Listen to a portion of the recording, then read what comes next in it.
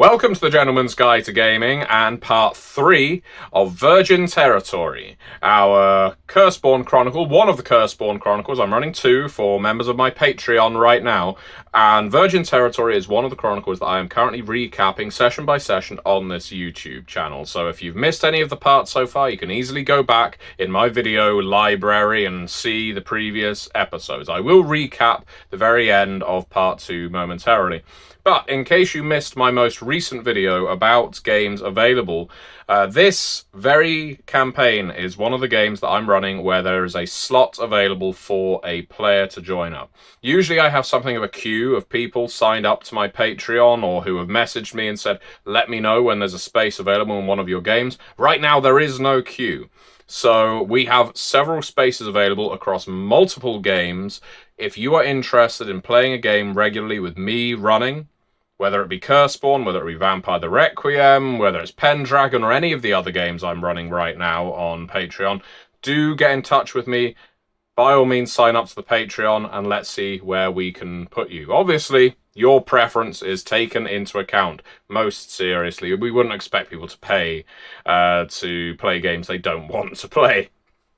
Now, Virgin Territory. Where last we left our crew, they were abandoning a block of flats that they had just set on fire. Conrad, our battleground angel, was all but convinced it was about to turn into a shattered space, and fire was probably the best kind of purification they could afford at short notice. Within the flats, and the reason for this shattered space brewing, was a zombie that had been entombed in a pile of debris, magazines, Tupperware and such.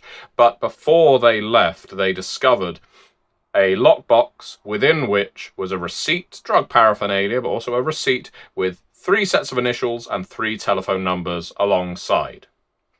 These initials were E, they were P, and they were JC. Now, they already know a JC, our crew, because right now they are looking for Tommy Earl, one of the city's heirs. Now, the heirs family, the heart-eating hungry, are a significant family in Junction City. Also, they are the family of one of our player characters, Princess Cece, of the fallen East Asian state of Khmeria. She is currently in exile over here in the USA during the course of our game. And Tommy Earl has gone missing. Now, Tommy Earl isn't anyone's idea of a nice guy. He's a drug dealer, he's a bully, he's a thief, but he's family, and the things you do for family. They were pretty convinced that the zombie that they set fire to wasn't Tommy Earl. They certainly hope not.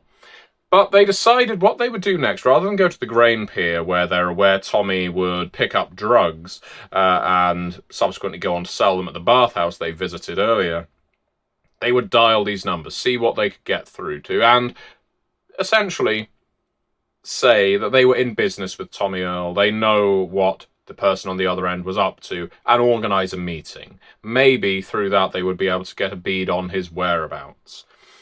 They got no luck with the E or with the P, but they did get through to the JC, which unsurprisingly to them was JC Chevalier, the owner of the bathhouse, who Princess Cece and Conrad have already met. This time, they came out with the fact that they were in business. In fact, they were family with Tommy Earl. And they arranged to meet up with JC outside of the bathhouse. It was the wee hours of the morning. And so JC emerged. He was coaxed into the limousine, thinking it was only Princess Cece within, only to find the 2 heavies of Arturo and Conrad in the back as well. He was wedged between the both of them, this old man. And they interrogated him. They interrogated him very well. This was a fantastic scene, I think, of the players really playing to their strengths. We had Princess Cece with all the charm, we had Conrad with his analytical ability, and we had Arturo's propensity for violence, all converging on this man in his early 80s who had lived through an awful lot of upheaval in Junction City. And he was broken pretty well. First they were trying to extend the offer of business, but very swiftly things turned to threats, and then they turned back round to friendship. And so there was a bit of a love-bombing series of events that was taking place here, and they got some very useful information. They discovered from JC that Tommy Earl wasn't an ordinary employee at the bathhouse. Usually someone like JC Chevalier wouldn't hire someone like him, all strung out, gaunt, clearly a junkie. But he cited his connection to various high-profile gang members around the city. 3 individuals: Martin Coyle, Jared Lundy, and Helena Estevez. Now, Arturo was aware of Helena Estevez. He was aware that she was the matriarch of a Latina crime family and had recently been put away for about 9-10 years in prison because she made the mistake of assaulting a police officer who pulled her over. Now, whether there was profiling involved and whether his body cam footage actually showed that he instigated this clash, ultimately immaterial. The cops are always wrong. But Helena Estevez is currently behind bars. So certainly the gangsters being cited by Tommy Earl have profile.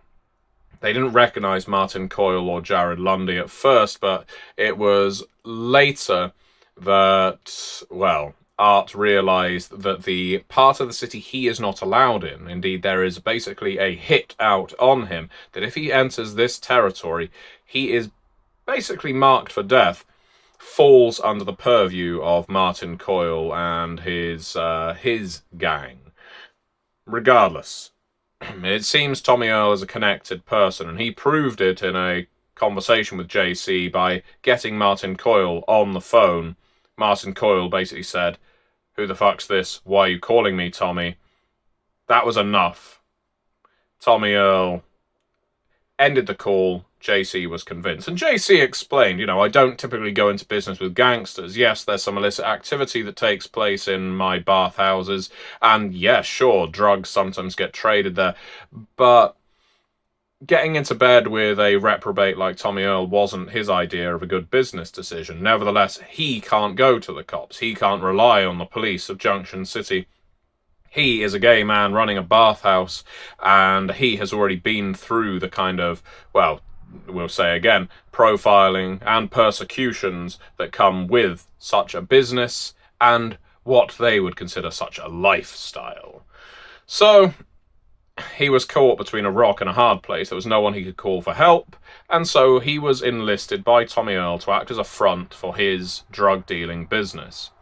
Tommy Earl would occasionally stop in at the bathhouse, deal drugs to clients, or use the business simply to move drugs onto other people. And he would also use the business of beating the hell out of individuals. Frankly, it was lucky that Chevalier's bathhouses weren't completely run out of business during this time.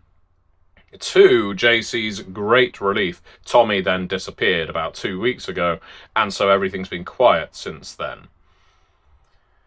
Well, while all this is going on, just a brief tidbit, a separate issue. Arturo was examining security footage from around the bathhouse to make sure that JC was telling the truth, that Tommy hadn't been there more recently, trying to pick up on whether he had recently left the bathhouse, maybe having been warned by JC Chevalier. He didn't pick up on anything like that, but because of the nature of his success, a wicked success indeed, using his cursed dice, he was able to determine that a florist a couple of blocks away was shimmering, as if part there, part not. That may be somewhere worth visiting in the future. One person's name that came up during the course of their conversation with JC was Max Keane. Max Keane is one of the more well put together individuals who works at the bathhouse, more legitimate, handsome man, swept back, blonde hair, tanned, every part the masseur you would want in a bathhouse. And it would appear that Tommy had been in a relationship with him. So they decided they were going to swing by his apartment. This is where we had one of the most elaborate break-ins I have witnessed. I say elaborate. Elaborate's the wrong word. It was very cautious. It was very considered. It was not your usual RPG group of let's just bust in through the front door or set fire to the building, which is what they did last time. Rather, They headed to Max Keen's apartment building, which was in a much nicer part of town than the flop house they discovered before, hoping that either Max knew where Tommy was, or maybe Tommy was actually there, gone to ground. There was a dirty vagrant occupying the alleyway beside the building. Conrad became aware of this individual and was immediately sure that this thing was not human. This was an entity masquerading as a vagrant, as a rough sleeper. This person so thick with grime and muck, clad in all manner of debris, more of a shambling mound than a human being. Conrad already has picked up that this thing has passed through from somewhere else. Another space, another liminality. Why it's bled through here and why it's just stood there watching people going by, not approaching, not accosting, not attacking anyone, he couldn't tell. But Princess Cece kept her eyes on him. Meanwhile, Con decided he would climb the fire escape of the building rather than going through the front door. There was a buzzer system. He didn't want to get anyone's attention. He climbed up the fire escape along the side of the building while the bum scrutinized him and found that he couldn't actually access the 5th floor where Max's apartment was very easily without doing a bit of parkour along the side of the building, which he successfully did. He did do some very good parkour because, you see, he didn't want to enter the main hallway of the 5th floor and potentially get noticed or picked up by security.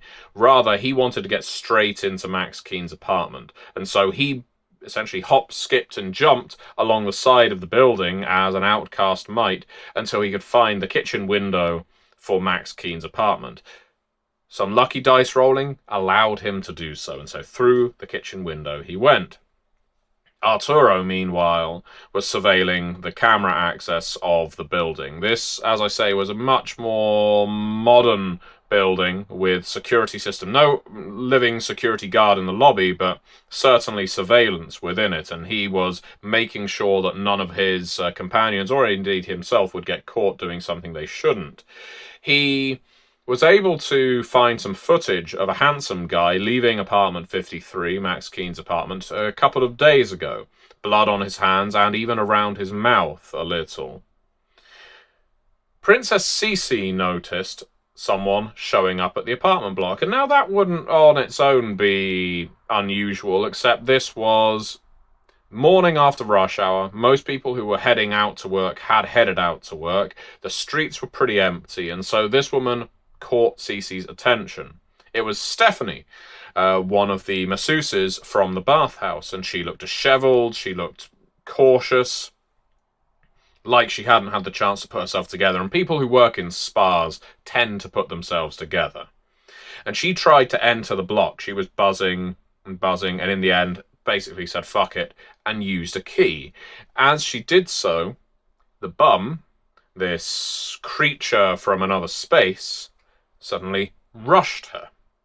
Cece intervened with her charm offensive and distracted this otherworldly entity, and the vagrant at this point kind of became lost, didn't really know what was going on, was saying that it was dragged here from its home. It didn't know how to return. It didn't know how to get back. It just knew it was something to do with the building, but no one would ever let it in. And Princess Cece currently had this thing transfixed while Stephanie ran into the building. Cece and Arturo became increasingly confident that something bad had occurred within the building, and that's what allowed this creature to slip through to our world. Meanwhile, Conrad, skulking around the apartment, found a blood trail on the plush carpet leading to the bathroom, or maybe leading from the bathroom. And wouldn't you know, there was a body in the bathtub. And here's the bad news, everybody.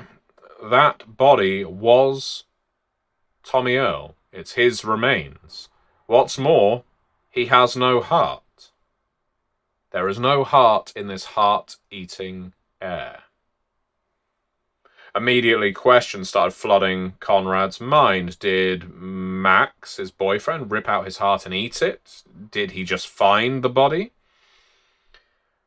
Well, the crew have Max Keen's car, make, and license plate because they, through the security footage, Arturo was able to purloin, saw him entering the underground car park and speeding off, if indeed that was Max. But it was at this point that Stephanie from the bathhouse entered Max Keen's apartment, saying that he was in trouble, that something was going on. We know Conrad is in the bathroom with the heartless body. What is going to happen when Stephanie and Conrad meet? Is it going to come to blows? Is the charm offensive there going to work? How are we going to get out of this situation? We will find out next time in Virgin Territory. Thank you very much for watching, and again, if you want to participate in the games I am running, do head on over to patreon.com/Matthew Dawkins. We have spaces. Thank you very much, and see you next time.